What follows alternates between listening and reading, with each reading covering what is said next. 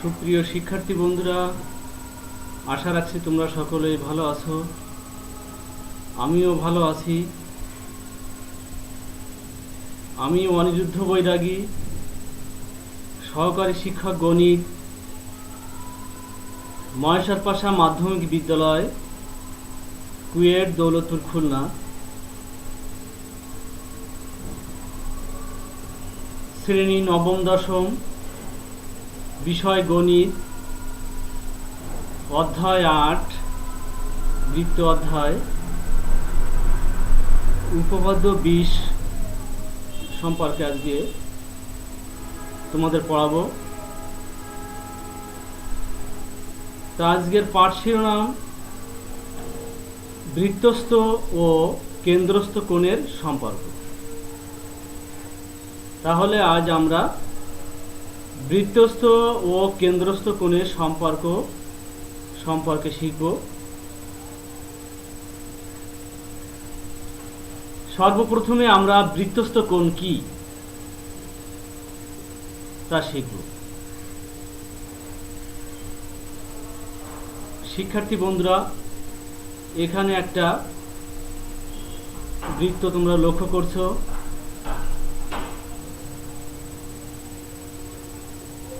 এই বৃত্তের দুটি জ্যা এ বি ও সিডি, দুইটি জ্যা। এখানে তোমরা আগে থেকে শিখেছো, বৃত্তের পরিধির উপর যে কোনো দুটি বিন্দু যোগ করলে একটা জ্যা উৎপন্ন হয়। যেমন এ বিন্দু আর বি বিন্দু যোগ করলে একটা জ্যা উৎপন্ন হয়েছে। একইভাবে এখানে সি বিন্দু আর ডি বিন্দু যোগ করা হয়েছে। যোগ করার ফলে সিডি একটা জ্যা উৎপন্ন হয়েছে। তাহলে আমরা আবার এখানে একটা বিষয় শিখলাম, যদিও তোমাদের আগে শেখাচ্ছিল, যে বৃত্তের পরিধির উপর যে কোনো দুটো বিন্দু যোগ করলে একটা জ্যা উৎপন্ন হয়, আর এটা হচ্ছে কেন্দ্র। এবার এই দুটো জ্যা একটা বিন্দুতে ছেদ করেছে। এ বি আর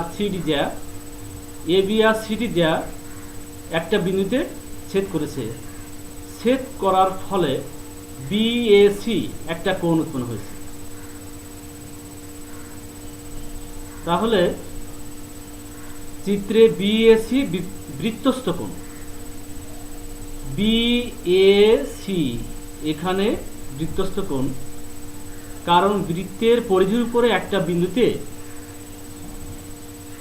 ছেদ করেছে দুটো জ্যা, যার ফলে এখানে বিএসি একটা কোণ উৎপন্ন হয়েছে।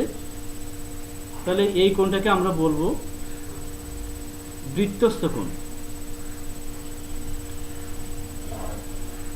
বৃত্তের দুইটি জ্যা পরস্পরকে বৃত্তের উপর কোনো বিন্দুতে ছেদ করলে জ্যাদ্বয়ের মধ্যবর্তী কোণকে বৃত্তস্থ কোণ বলে। তাহলে বৃত্তস্থ কোণের সংজ্ঞাটা আমরা শিখলাম, যে বৃত্তের দুইটি জ্যা পরস্পরকে বৃত্তের উপর কোনো বিন্দুতে ছেদ করলে জ্যাদ্বয়ের মধ্যবর্তী কোণকে বৃত্তস্থ কোণ বলে। তাহলে আমরা এখানে বৃত্তস্থ কোণ সম্পর্কে আমাদের স্পষ্ট ধারণা হয়েছে, যে বৃত্তের দুইটি জ্যা পরিধির উপর একটা বিন্দুতে যদি ছেদ করে, তাহলে আমরা বলবো একটা বৃত্তস্থ কোণ উৎপন্ন হয়েছে। অর্থাৎ এখানে বিএসি একটা বৃত্তস্থ কোণ। এবার আমরা কেন্দ্রস্থ কোণ সম্পর্কে শিখব। তাই এখানে আগের মতো তোমরা দেখতে পাচ্ছ যে একটা বৃত্ত। এবার বৃত্তের কেন্দ্র বিন্দুতে বৃত্তের কেন্দ্রের উপর এ ও বি একটা কোণ তোমরা লক্ষ্য করছো। তাহলে চিত্রে এ ও বি কেন্দ্রস্থ কোণ, কারণ এখানে দেখো কেন্দ্রে একটা কোণ উৎপন্ন হয়েছে। বৃত্তের কেন্দ্রের উপরে কেন্দ্রে একটা কোণ উৎপন্ন হয়েছে, তার জন্য আমরা এটাকে বলবো কেন্দ্রস্থ কোণ। তাহলে চিত্রে এ ও বি একটা কেন্দ্রস্থ কোণ। তাহলে কেন্দ্রস্থ কোণের সংজ্ঞাটা আমরা এভাবে বলবো, একটি কোণের শীর্ষবিন্দু কোনো বৃত্তের কেন্দ্রে অবস্থিত হলে কোণটিকে ওই বৃত্তের একটি কেন্দ্রস্থ কোণ বলা হয়। তাহলে কেন্দ্রস্থ কোণ সম্পর্কেও তোমাদের একটা স্পষ্ট ধারণা হলো যে বৃত্তের কেন্দ্রের উপরে যে কোণটা উৎপন্ন হয়েছে, কেন্দ্রে অবশ্যই উৎপন্ন হওয়া লাগবে, অর্থাৎ কেন্দ্রে উৎপন্ন হলে কোণটিকে আমরা কেন্দ্রস্থ কোণ বলবো। তাহলে এখানে আমরা স্পষ্ট যে ধারণা হলো বা আমরা ভালোভাবে শিখতে পারলাম যে এ ও বি একটা কেন্দ্রস্থ কোণ। তাহলে এখানে আমরা বৃত্তস্থ কোণ এবং কেন্দ্রস্থ কোণ সম্পর্কে আমরা শিখলাম।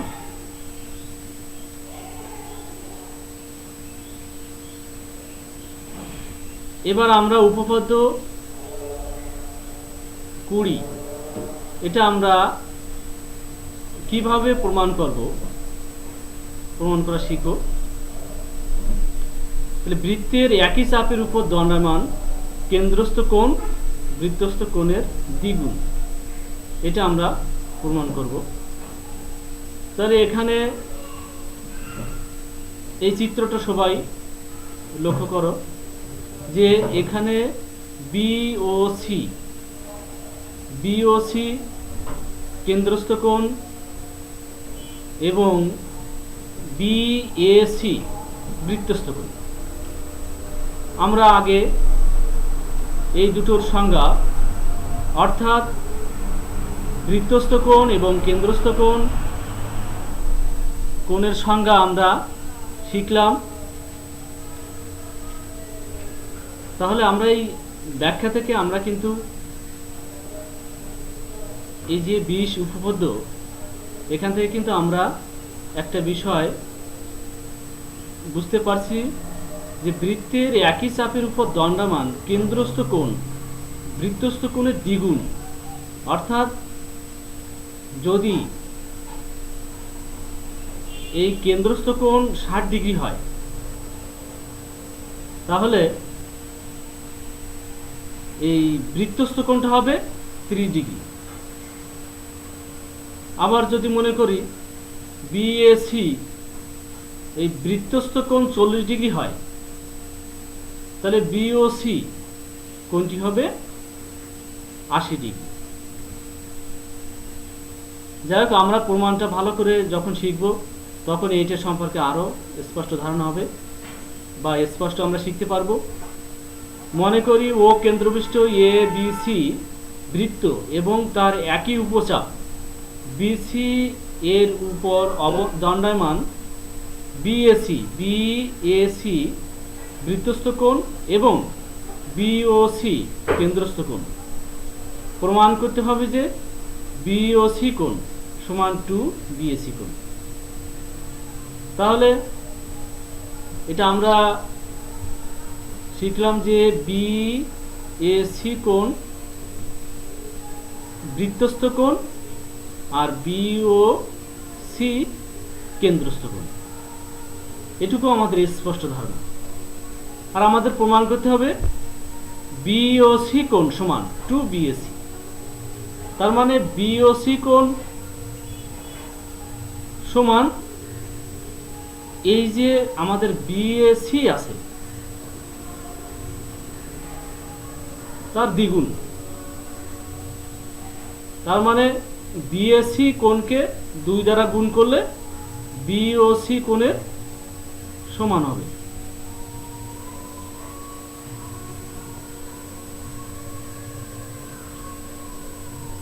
তাহলে আমাদের এখানে অঙ্কনটা তোমরা লক্ষ্য করো যে মনে করি এই এসি রেখাংশ কেন্দ্রগামী নয়, এক্ষেত্রে এ বিন্দু দিয়ে কেন্দ্রগামী রেখাংশ এডি আঁকি। তাহলে আমরা এখানে দেখতে পাচ্ছি যে এসিটা কেন্দ্রতে যায়নি, অর্থাৎ এসি রেখা কেন্দ্রগামী নয়, তাই আমরা এই এ বিন্দু দিয়ে কেন্দ্রগামী রেখা এডি অঙ্কন করলাম। তোমরা এখানে যেহেতু তোমরা বৃত্তের কেন্দ্র তোমরা কোথায় থাকে, বৃত্তের কেন্দ্রটা তোমরা চেনো, তাই এই এ বিন্দু দিয়ে আমরা এডি রেখা অঙ্কন করেছি। তাহলে এডি রেখাকে আমরা বলবো কেন্দ্রগামী। তাহলে অঙ্কনের কাজটা আমাদের শেষ হলো, অর্থাৎ অঙ্কনের কাজটা আমরা শিখলাম। প্রমাণ, এবার তোমরা প্রমাণটা খেয়াল করো।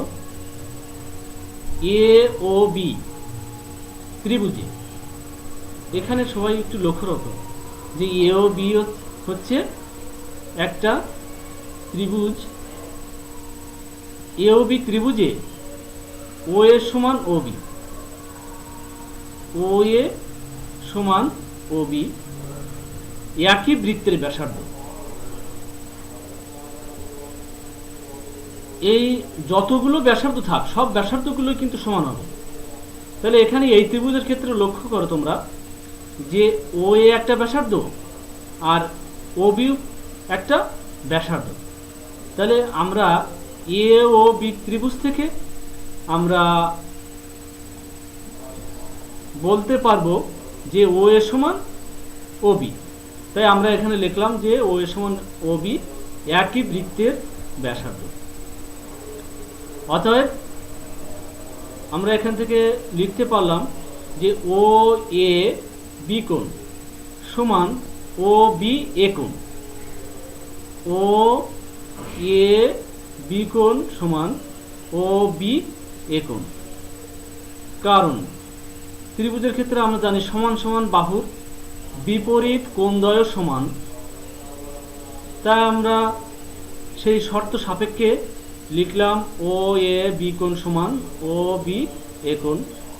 কারণ এখানে ও এ সমান ও বি, তাহলে অবশ্যই ও বি এর বিপরীত কোণ ও এ বি এবং ও এ এর বিপরীত কোণ ও বি এ, এই দুটো কোণ আমরা সমান লিখলাম।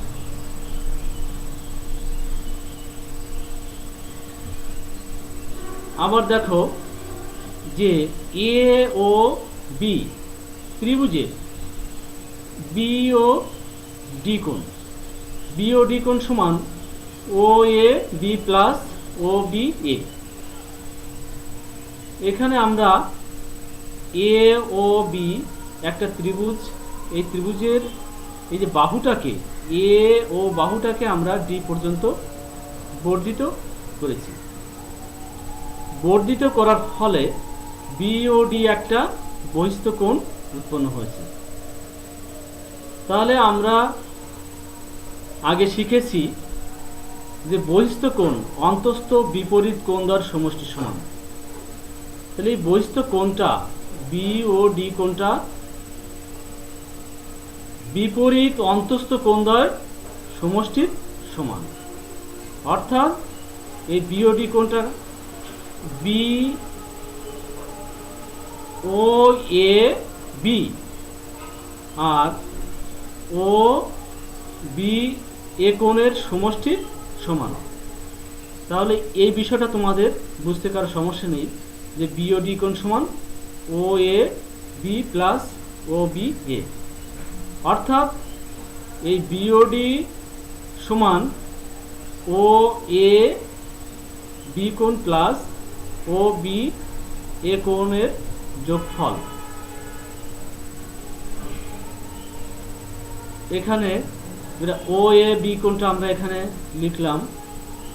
আর যেহেতু ও বি এ কোণ সমান ও এ বি কোণ, তাই আমরা ও বি এ কোণ না লিখে আমরা ও এ বি কোণ লিখলাম। তাহলে এখানে এই দুটো কোণ একই হয়ে গেল, যে ও এ বি কোণ প্লাস ও এ বি কোণ। তাহলে এই দুটো কোণ আমরা যোগ করলাম, যোগ করলে 2 ও এ বি কোণ। তো তোমরা এখানে বুঝতে হয়তো বা অসুবিধা হয়নি তোমাদের, যে ও এ বি কোণ সমান ও বি এ কোণ, এই কোণটা সমান এই কোণটা, তাই আমরা কিন্তু ও বি এ কোণ না লিখে আমরা ও এ বি কোণ লিখেছি। তাহলে এই যে এই ও এ বি কোণ প্লাস ও এ বি কোণ, এই দুটো কোণ আমরা যোগ করলাম, যোগ করলে 2 ও এ বি কোণ হলো।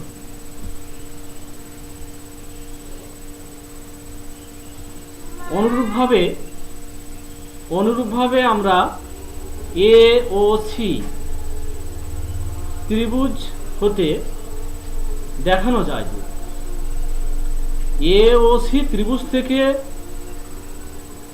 দেখানো যায় যে সি ও ডি কোণ, এই ত্রিভুজের বহিস্থ কোণ সিওডি। তা আমরা শুধুমাত্র আগেরটা যেহেতু প্রমাণ করে দেখাইছি, এটা আমরা শুধুমাত্র লিখব যে সি ও ডি কোণ সমান 2 ও এ সি কোণ। তাহলে এটাকে আমরা 2 নং সমীকরণ দিলাম। যে আগে যেমন লিখেছি যে বি ও ডি কোণ সমান 2 ও এ বি কোণ, একইভাবে আমরা এখান থেকে লিখলাম যে সি ও ডি কোণ সমান 2 ও এ সি কোণ। তাহলে এই বিষয়টা তোমাদের বুঝতে কারো সমস্যা নেই। এবার আমরা 1 নং আর 2 নং সমীকরণ যোগ করব, অর্থাৎ 1 ও 2 নং যোগ করে পাই। তাহলে 1 নং সমীকরণের বাম পাশের সাথে বাম পাশের যোগ আর ডান পাশের সাথে ডান পাশের যোগ, অর্থাৎ বাম পক্ষের সাথে বাম পক্ষ আর ডান পক্ষের সাথে ডান পক্ষ যোগ করতে হবে। তাহলে 1 নং এর বাম পক্ষে আছে বিওডি, আর 2 নং এর বাম পক্ষে আছে সিওডি, আমরা যোগ করলাম।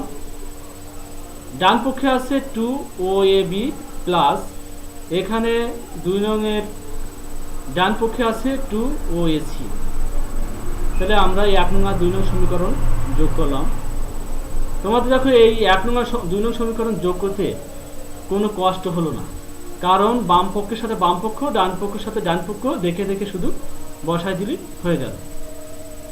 তাহলে বিওডি প্লাস সিওডি, এই বিষয়টা তোমরা লক্ষ্য করো যে বি ও ডি কোণ প্লাস সি ও ডি কোণ, এই দুটো কোণ আমরা যোগ করলে আমরা লিখতে পারি বি ও সি কোণ।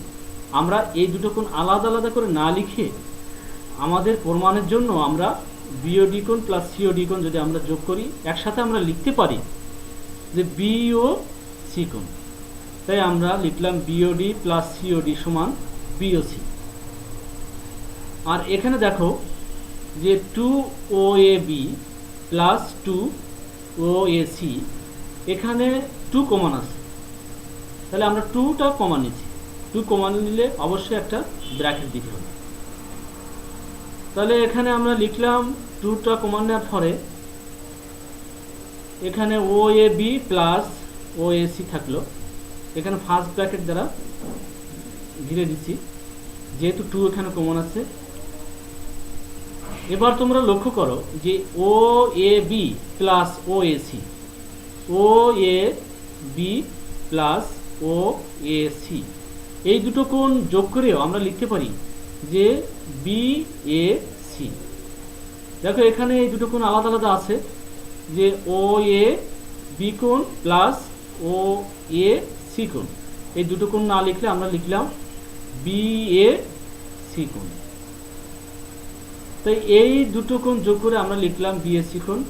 তাহলে আমাদের কিন্তু প্রমাণটা হয়ে গেল যে বিওসি কোণ সমান 2 বিএসি কোণ। যে কেন্দ্রস্থ কোণ বিওসি সমান 2 বিএসি, বিএসি হচ্ছে বৃত্তস্থ। তাহলে আমাদের প্রমাণটা কিন্তু স্পষ্ট হতো এবং তোমাদের হয়তো বা বুঝতে কারো সমস্যা নেই। তবে এই প্রমাণটা খুবই গুরুত্বপূর্ণ। এসএসসি পরীক্ষায় বা বিভিন্ন আমাদের স্কুল পর্যায়ে যে পরীক্ষায় এই প্রমাণটা প্রায় আসে, এটা ভেরি ভেরি ইম্পর্টেন্ট। এবং এমসিকিউ কিন্তু এই প্রমাণের সাহায্যে কিন্তু এমসিকিউ পরীক্ষা আসে। তাই শিক্ষার্থী বন্ধুরা, তোমাদের হয়তো বা কোনো কিছুই বুঝতে অসুবিধে নাই, তারপরেও তোমাদের কোনো সমস্যা থাকলে তোমরা ফোন করবে। আর এই বিষয়গুলো তোমরা নিজেরা চেষ্টা করবে। নিজে চেষ্টা করো। 1 নম্বর, বৃত্তের একই চাপের উপর দণ্ডায়মান বৃত্তস্থ কোণ কেন্দ্রস্থ কোণের অর্ধেক। তোমরা এটা নিজেরা বাড়িতে চেষ্টা করবে। অবশ্যই তোমরা, আশা রাখছি তোমরা এগুলো পারবে, কারণ তোমাদের উপপাদ্যটা আমি চেষ্টা করেছি যেভাবে তোমরা শিখতে পারবে সেভাবে আমি বোঝানোর চেষ্টা করেছি। 2 নম্বর, বৃত্তের একই চাপের উপর দণ্ডায়মান কেন্দ্রস্থ কোণের মান 30 ডিগ্রি হলে বৃত্তস্থ কোণের মান নির্ণয় করো। তাহলে এখানে বলে দেওয়া আছে বৃত্তের একই চাপের উপর দণ্ডায়মান কেন্দ্রস্থ কোণের মান 30 ডিগ্রি হলে বৃত্তস্থ কোণের মান নির্ণয় করো। তাহলে কেন্দ্রস্থ কোণটা যা হবে, আমরা একটু আগে ব্যাখ্যায় বলে গেছি উপপাদ্যটা শেখার সময়, যে কেন্দ্রস্থ কোণটা যা হবে বৃত্তস্থ কোণটা তার অর্ধেক হবে। এইভাবে তোমরা বাড়িতে এটা প্র্যাকটিস করবে। 3 নম্বর, বৃত্তের একই চাপের উপর দণ্ডায়মান বৃত্তস্থ কোণের মান 50 ডিগ্রি প্লাস এক্স এবং কেন্দ্রস্থ কোণের মান 140 ডিগ্রি হলে এক্স এর মান নির্ণয় করো। তাহলে এই কাজগুলো তোমরা বাড়িতে প্র্যাকটিস করবে। না পারলে পরবর্তীতে সমস্যা হলে আমি তোমাদেরকে দেখাই দিব। তা শিক্ষার্থী বন্ধুরা, সবাই তোমরা ভালো থাকবে। তোমরা আমার জন্য দোয়া করবে। ধন্যবাদ সকলকে।